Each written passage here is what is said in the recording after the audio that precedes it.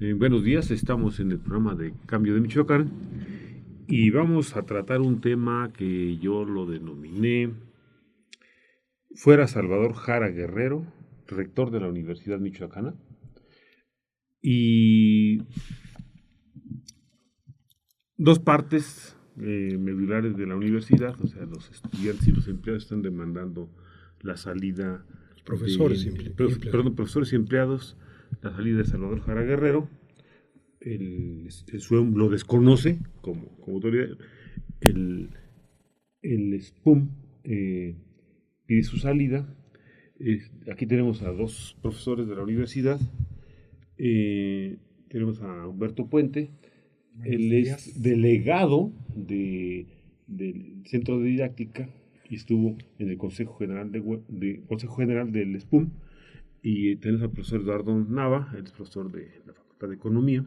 Sí, buenos días. Y bueno, entonces, pues no, a ver qué nos dicen de estas dos cosas. ¿Quién quiere comenzar?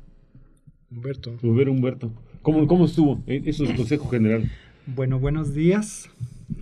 ¿Cómo estuvo? Bueno, me parece que no recuerdo si 2 o 3 reuniones se empezó a platicar la situación que tenía el sindicato con respecto a la autoridad representada por Salvador Jara, y alguien propone que dejó de ser un interlocutor válido en términos de que prácticamente es imposible platicar con él. Ante los dos emplazamientos, por ejemplo, que se han dado, uno por violaciones al contrato colectivo de trabajo, que fue estos criterios de ingreso, ingreso, promoción y permanencia. Sí, exacto.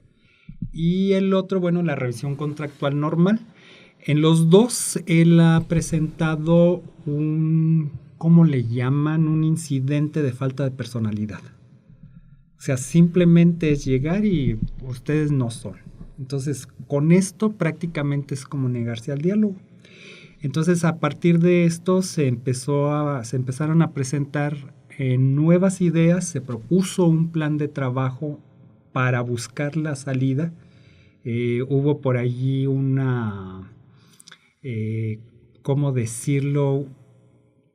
Una desaveniencia en términos de si era exigir la salida, si era la renuncia, y finalmente los compañeros de leyes proponen que se haga de manera legal y que se pida la remoción desde la Junta de Exrectores. Entonces, en el último consejo que tuvimos, la última reunión de consejo que tuvimos, fue revisar del plan de acción en qué se estaba de acuerdo las diferentes secciones, en qué no se estaba de acuerdo. La mayoría de las secciones estuvieron de acuerdo en pedir la salida o la remoción de Salvador Jara, y algunas otras cosas no estuvieron de acuerdo. El caso, por ejemplo, de tomas de edificios, bloqueos. Inclusive los de Uruapan dijeron no podemos bloquear porque es el paso de las fuerzas oficiales. Y bueno, creo que a grandes rasgos fue eso.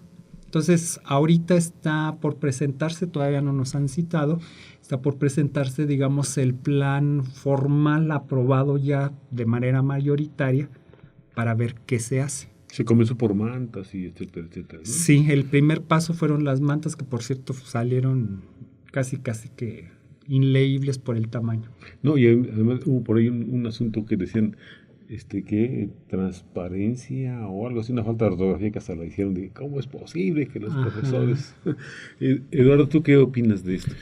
Bueno, es un tema que finalmente ha eclosionado después de una larga maduración de conflictos, a través de conflictos dentro de la universidad, a los cuales el rector ha respondido generalmente con la falta de diálogo, con la cerrazón, con la imposición de sus criterios muy personales muchas veces, y con la represión o el aval a la represión incluso externa en violación a las normas y a la autonomía universitaria. El tema de la rectoría pues es añejo, no tenemos mecanismos democráticos para la elección de rectores. La comunidad de la universidad, sus estudiantes, sus profesores, sus empleados, estamos al margen del proceso de selección y de designación de los rectores. Pero en este caso hay agravantes, hay situaciones que han venido a empeorar la propia situación de la universidad y la falta de democracia, porque el rector Jara se ha enfrentado directamente con los sectores de la universidad, ha roto con la idea de la comunidad universitaria y ha impuesto políticas y criterios que no corresponden ni a la filosofía ni a las prácticas de la universidad en otros tiempos. Una universidad que siempre se preció pues tener una orientación social, de conservar más que otras universidades estas políticas asistenciales hacia los estudiantes que el rector Jara quiere erradicar, aunque le gusta llenarse la boca hablando del nicolaicismo y de este concepto, ¿no? Somos nicolaitas, pero nos ha alejado de cualquier ideal o tradición de la universidad más que ningún otro rector. Humberto, a mí me gustaría preguntarte. Yo tengo entendido que lo primero así que surgió inicialmente fue lo de la transparencia. O sea, hubo una falta de, un retraso más bien, un retraso en el pago de los salarios de profesores y empleados, y entonces, o sea, se nos entregó a destiempo. Sí, violando el contrato colectivo y la Ley Federal de Trabajo incluso. Exacto, entonces, pero hubo un tema previo a eso que fue el de la transparencia.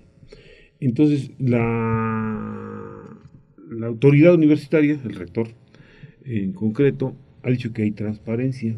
Aquí en alguna ocasión estuvimos con él y le dijimos que pues no sabemos ni cuál es el presupuesto, en qué se gasta, cómo se gasta, por qué se distribuyó de esa manera, por qué no de otra forma. O sea, varias cosas, y decían, no, pues ahí está todo en la página, Entonces, pues yo lo voy a hacer en otra página, porque, o sea, la transparencia está tan transparente que no la vemos, ¿no? Porque, pues yo no la veo en ninguna parte. Es invisible. Entonces, a ver, Humberto, ¿cómo las cosas por las cuales se está demandando el desconocimiento del rector ante el Consejo, ante la Junta de... ¿Cómo? El Consejo Junta de Gobierno. La actual Junta de Gobierno con otro nombre. Sí, se llama Comisión de Rectoría. Comisión de Rectoría. Ya. Sí, bueno, hace 2 años, para empezar, hubo retraso en el pago de los salarios, sí, que no pasó, digamos, a mayores. Este año se empezó a dar nuevamente este retraso, como lo decía el compañero Nava, violando inclusive la Ley Federal del Trabajo. Así, de ese tamaño, hasta allá se fue. Pero además, efectivamente, se le ha venido pidiendo transparencia. Ha habido problemas en el sentido de que, por ejemplo, en Consejo Universitario ya alguna vez, muy recientemente, se empieza a distribuir el presupuesto universitario. De pronto se dice 140 millones para las casas del estudiante, y ya ha brincado el concejal universitario de la CUL diciendo, no, a ver, espérate, es que a nosotros nos llegan apenas 90 millones. ¿Dónde está todo lo demás? Entonces, él habla mucho de transparencia, de muchas cosas, pero no existe esa transparencia, como decían ahorita, es invisible. O sea, no sabemos en qué se gasta el dinero. Yo traigo una nota de un periódico local, diría que es del Cambio de Michoacán, pero luego cobran el comercial, donde él dice, por ejemplo, el sindicato lo acusa de que utiliza quién sabe cuántos miles de pesos en un buffet externo. Y entonces él dice, no es tanto, es menos. Y es menos. Entonces, de todos modos, se paga un buffet externo, y toda la gente que hay en la universidad, ¿qué está pasando? ¿Dónde están? Sí, pero lo importante es para qué se contrata ese buffet. Para combatir a los sindicatos universitarios. Además. ¿No? O sea, no es solo el hecho de que se esté usando recursos, sí, para asesorarse jurídicamente, sino el objetivo. O sea, se ha roto el diálogo con los sindicatos universitarios y quiere vencerlos mediante procesos jurídicos. Sí, se habla, por ejemplo... Iniciales. Sí, se habla, por ejemplo, de una empresa constructora que les está haciendo obra en la universidad, pero resulta que sus trabajadores están cobrando vía recibo en la propia universidad, platicado por alguien. Entonces, no existe transparencia. Y al no existir esta transparencia, pues se empiezan a dar muchísimos problemas de en qué se está usando. Pero más allá de la transparencia, esa es esta idea de que él se niega prácticamente al diálogo. Aquí nuevamente, que era lo que tenía subrayado en el cambio del 28 de enero, dice, en entrevista dijo que a pesar de la disposición de la autoridad a dialogar, dijo que era complicado cuando se le desconocía, etc. Pero él es el primero que lo hace. Él de entrada desconoce a los sindicatos y entonces pues falta una interlocución total. Además de, como decía Nava, lo que se paga es para atacar a los sindicatos, no para defender a la universidad, tal cual. Bueno, se habla de falta de dinero. Bueno, de hecho dicen que no hubo dinero para pagar oportunamente los salarios.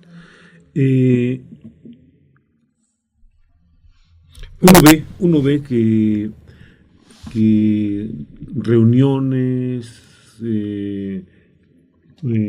viajes, desayunos, comidas, simplemente en hoteles muy caros, las comidas de prácticamente todos los funcionarios de la universidad. Bueno, pero digo, hubo comidas de fin de año en muchas escuelas y se supone que eso sale del recurso de la universidad. Entonces son seguramente varios miles de pesos, porque son en lugares, no son taquerías, no son lugares elegantes. Entonces, pues,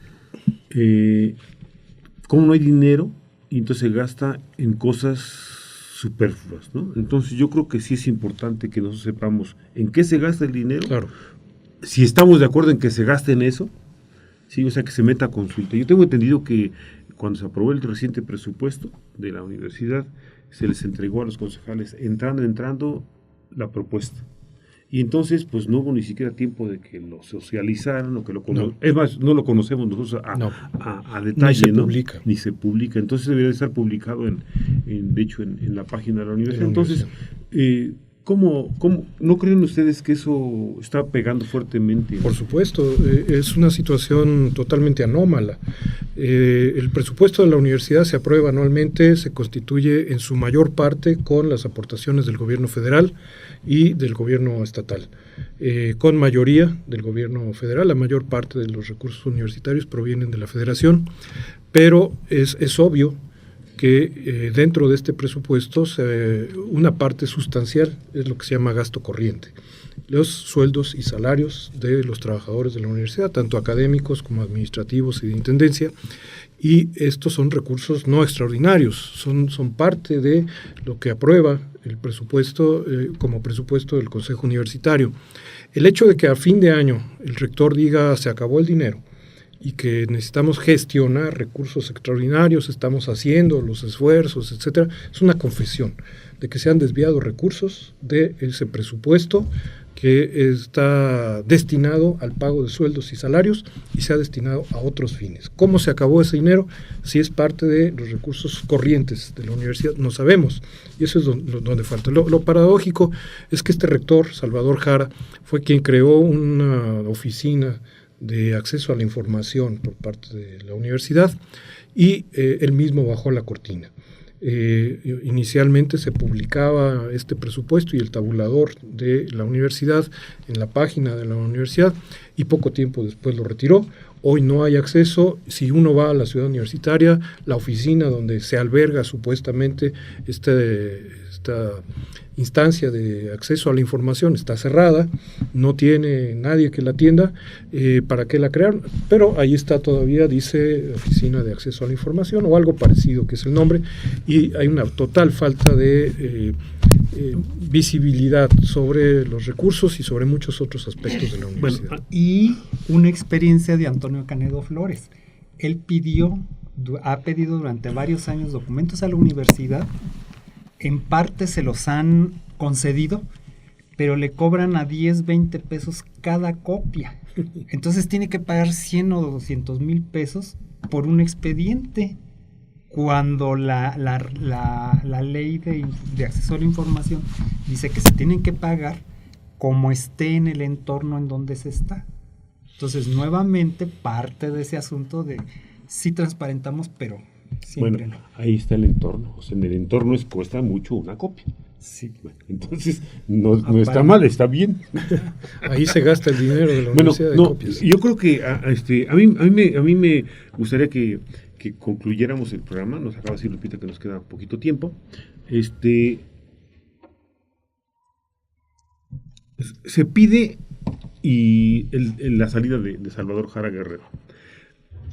Yo digo, bueno, creo que pudiera ser válida esta situación. Tú que sabes mucho de historia y todos estos movimientos políticos, no pasaría igual que pasó con la toma de la Bastilla, que se toma la Bastilla y después pues ya es un lío, y así ha sido casi todas las revoluciones, ¿no? El Palacio de Invierno en San Petersburgo, pues igual, ¿no? Se toma y después queda lo mismo. Entonces, al final de cuentas... Bueno, estás hablando de grandes revoluciones, sí, bueno, las más trascendentes de la historia de la humanidad. Como esas, entonces decir, bueno, suponiendo que se hiciera caso, ¿nos garantiza eso que esto pudiera resultar menos malo o mejor? Entonces, yo digo que eso es importante como valorarlo. Más bien hay que valorar el proceso, decir, bueno, lo que nosotros queremos es esto, y agotar el máximo las cosas para hacer que se cumpla esto, y bueno, si no, pues entonces, a ver cómo lo hacemos, ¿no?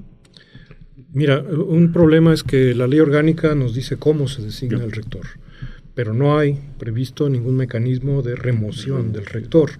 Se habla hoy de que la Comisión de Rectoría debe atender la demanda que están presentando los sindicatos. Algunos abogados piensan que sí hay este mecanismo a través de la propia Rectoría, Comisión de Rectoría, pero no está muy claro. Creo que nos movemos en un terreno político, más que en el terreno de lo jurídico. De lo que se trata es de evidenciar que sí hay un rechazo por gran parte de la comunidad universitaria hacia el rectorado de Salvador Jara. Y es un problema ético también, pero centrémonos en lo político. Si no hay este mecanismo, no hay garantías, porque tampoco hay un mecanismo democrático para la designación del rector. Sin embargo, vale la pena correr el riesgo, porque imagínate qué sería de la humanidad si no hubiera habido la Revolución Francesa, que es el caso, que expidió la Carta de Derechos del Individuo y del Ciudadano, ¿no? En su momento más brillante, que hubiera sido si no se asalta el Palacio de Invierno en 1917. O sea, no tendríamos unas sociedades todavía autocráticas, ¿no? Y eso es lo que existe de alguna manera en la universidad, la autocracia como forma normal de ejercicio del poder. ¿Tú piensas que entonces se sentaría un precedente como para, sí, por lo menos para ver que las cosas cambien un poquito, ¿no, Humberto? Es que precedentes ya hay. A principios de los 70, Salvador Jara Guerrero participó en el movimiento que terminó por sacar de rectoría a Luis Pita Cornejo. Curiosamente, su hijo de Luis Pita está trabajando en el jurídico de la universidad, José Luis Pita. Entonces, sí hay que correr el riesgo. Mientras no haya mecanismos democráticos, pues quién sabe quién vayan a poner, seguramente alguien que esté en connivencia con la autoridad, con el Estado, pero hay que correr el riesgo porque finalmente, pues es que ya no hay interlocución, ya no se puede hablar con Salvador Jara, sencillamente. Entonces hay que hacerlo y pues a lo mejor esperando que haya un buen cambio. Y la otra, pues que esto pueda permitirnos una reforma, o de esta que se habla, para tratar de hacer mejor las cosas en la universidad o hacerlas bien. Bueno, pues se nos acabó el tiempo. Yo creo que pues esto da para mucho rato. Por supuesto, hay que invitar a los compañeros empleados, que son los que están desconociendo nomás que yo invité a dos gentes. O sea, invité al profesor Lauro, que es el del SPUM, pues realmente nunca me contestó. O sea, 2 veces lo hemos invitado, 3 veces lo hemos invitado y pues no se deja entrevistar. Porque es un asunto muy, muy delicado. Sí. Entonces, bueno, pues esperemos que haya otra ocasión para juntar más voces, más opiniones. La lista de agravios por parte de Salvador Jara es muy larga. Sí. No la hemos agotado en este tiempo tan breve. Podríamos hablar mucho de todas sus políticas en las que se violenta la autonomía universitaria, en las que se divide a la comunidad, se ha perdido el concepto de comunidad universitaria en este periodo, y esto es la tarea, reconstruir esa comunidad universitaria, reconstruir en el corto plazo las relaciones entre autoridad, Estado, sociedad y universitarios. Muy bien. Bueno, pues muchas gracias, Humberto. Pues gracias a ti. Gracias, Leopoldo. Pero buen día. Aquí estamos.